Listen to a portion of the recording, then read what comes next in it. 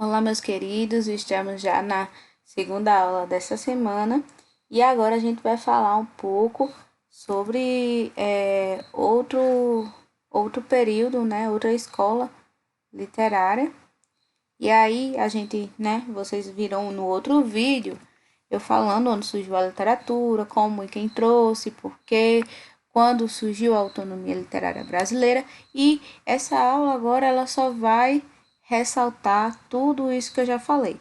A gente viu, pessoal, sobre o quinhentismo ou período de formação ou período de informação, que começou de 1500 a 1601, e agora veremos o barroco ou o seiscentismo, que começou em 1601 e 1768. E nós temos também o segundo período, que é a literatura nacional, mas a gente vai falar do barroco.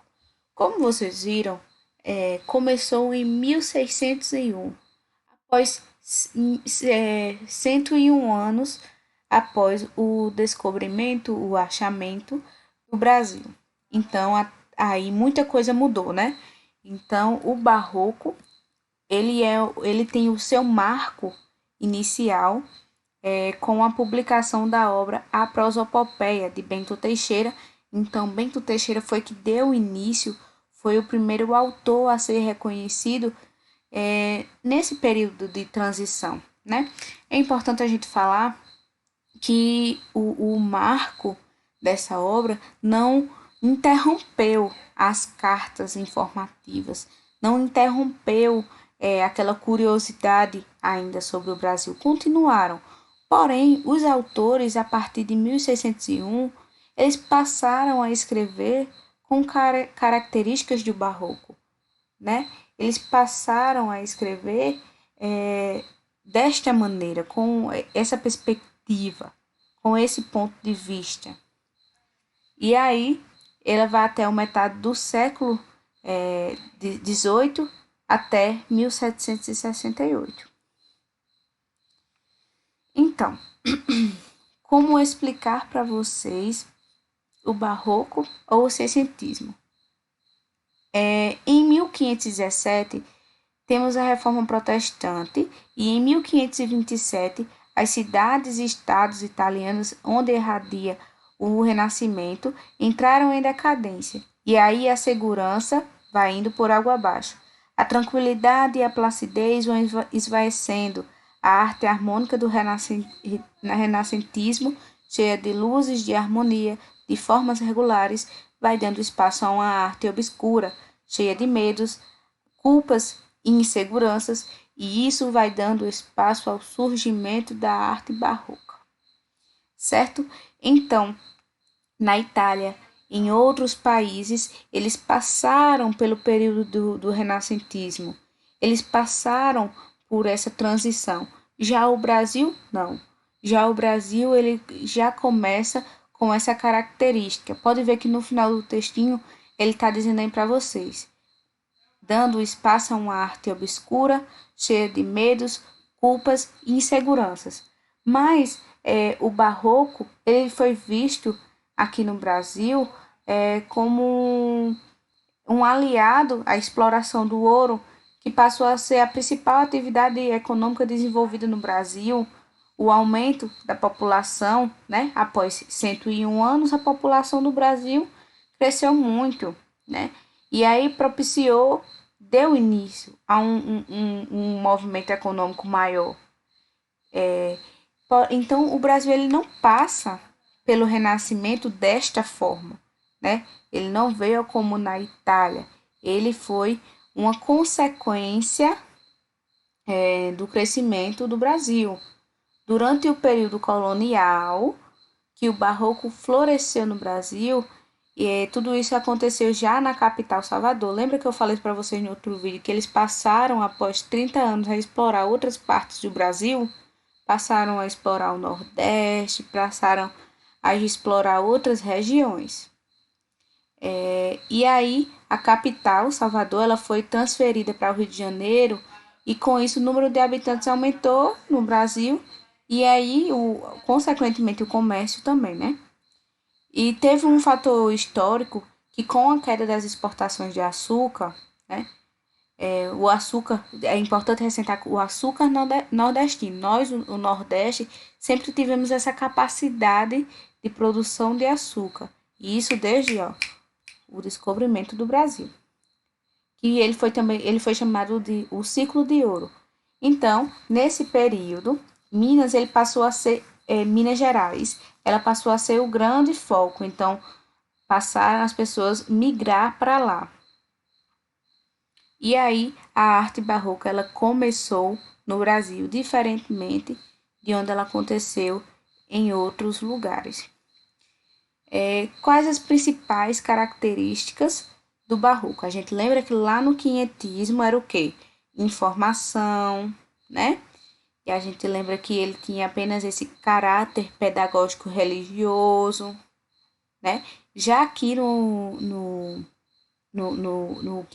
barroco, a gente nota dois estilos principais, que é o cultismo, que ele é caracterizado pela linguagem rebuscada, culta, extravagante, e também ele é conhecido como gongorismo, certo? Cultismo, conhecido como gongorismo, é quando eu tenho uma linguagem mais aplicada, mais peculiar. O conceptismo vem de conceito. Ele também é marcado pelo jogo de ideias, de conceitos, seguindo um raciocínio lógico, racionalista, que utiliza uma retórica aprimorada. Quando a gente fala de racionalismo, a gente já sabe que vem da razão. Então, ela não é uma obra muito romântica, certo? Que ela também pode ser conhecida como quevedismo, por causa do espanhol conceptista Quevedo. E aí eu mostro para vocês duas obras, né, que fazem parte do barroco. A gente tem aqui uma imagem, deixa eu ver se eu consigo botar o mouse aqui, uma imagem extremamente detalhista. E essa é uma das características do barroco quando se trata de pinturas, certo? Vocês podem ver a riqueza de detalhes, certo? E, se eu não me engano, essa obra, infelizmente eu não coloquei legenda, agradeço a compreensão de vocês, mas essa obra é uma obra, se eu não me engano, de São Jorge, né? Em um momento aí de rivalidade, a espada aqui. Então, isso é uma pintura extremamente detalhista. O barroco tem essa característica. Nós aqui temos uma foto, uma imagem com detalhes barrocos, mais uma vez, pelos detalhes que as obras barrocas deixam, as grandes igrejas barrocas que foram construídas em Minas Gerais. Quem já teve a oportunidade de ir em Minas sabe que as obras elas são grandiosas. Então, o barroco ele não é só a questão literária, ele também produziu obras naquele período no Brasil, certo? Muito detalhistas, muito bonitas, certo? Mas a principal característica do barroco em obras, certo? Imagens, construções, arquitetura, arquitetônicas, era o detalhismo mesmo e a grandiosidade com que eram feitas as coisas.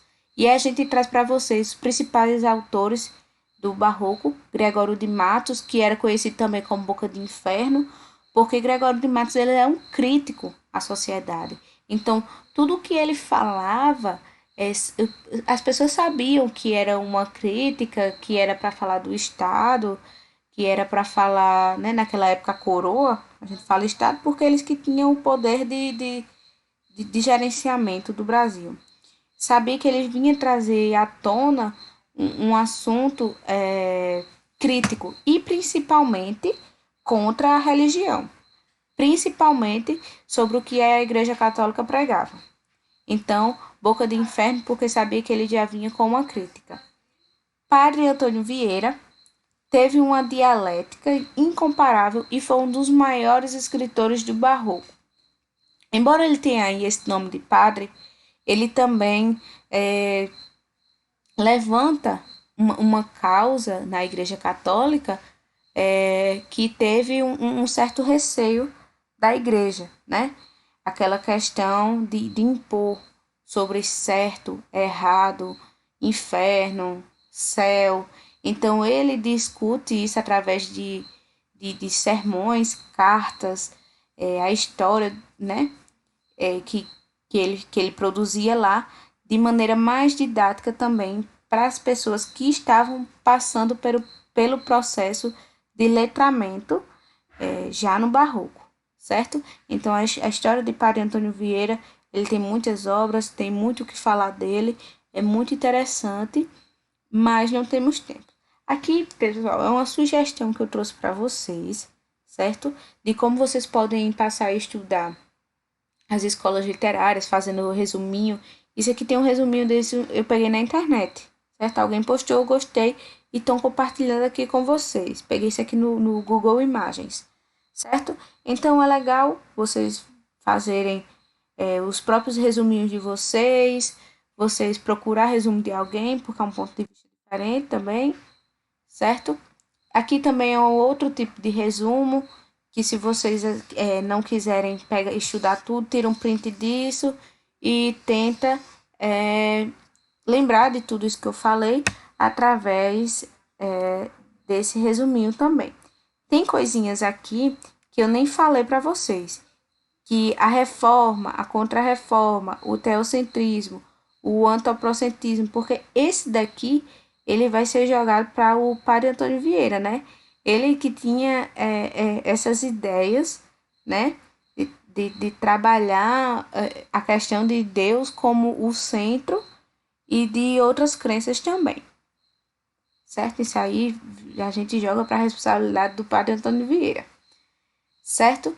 E aí é até uma forma de vocês buscarem outros meios, outras fontes que achem relevantes, estudar outras perspectivas de Barroco, tá?